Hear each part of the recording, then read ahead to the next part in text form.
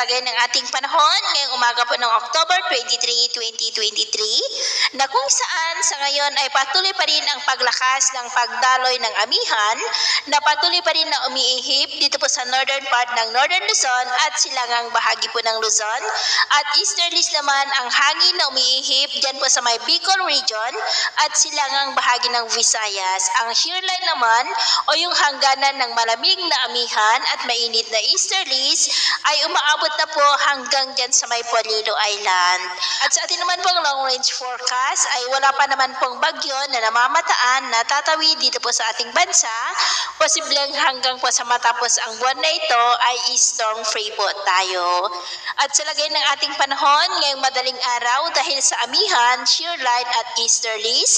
ay may mga isolated rain sa ilang bahagi ng Cagayan Valley, Quezon, Bicol region, ilang bahagi ng Mimaropa at Kabisayaan maging po dyan sa may Dinagat Island.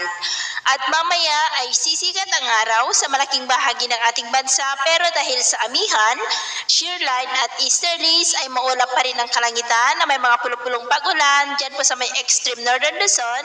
ilang bahagi ng Cagayan Valley, ilang bahagi ng southern Luzon, northern Samar, Bohol, Cebu at northern part ng Panay Island. At mamayang hapon po, mas maraming lugar na dito sa ating bansa ang makakaranas ng maulap na kalangitan na may mga pulupulong pag-ulan.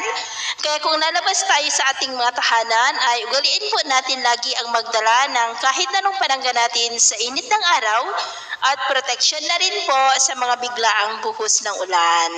At sa atin naman po ang mga baybayin dahil sa amihan ay may kataasan na po ang mga alon dyan po sa may seaboard ng Batanes, Babuyan Island, seaboard ng Ilocos Norte, seaboard ng Cagayan, Isabela, Aurora at maging po sa may seaboard ng Catanduanes na ang mga alon po ay posibleng aabot hanggang po sa 2 to 3 meters height. Kiwasan na po muna natin ang papalaot dyan sa mga may kulay pula para po mas makaiwas sa mga sakunang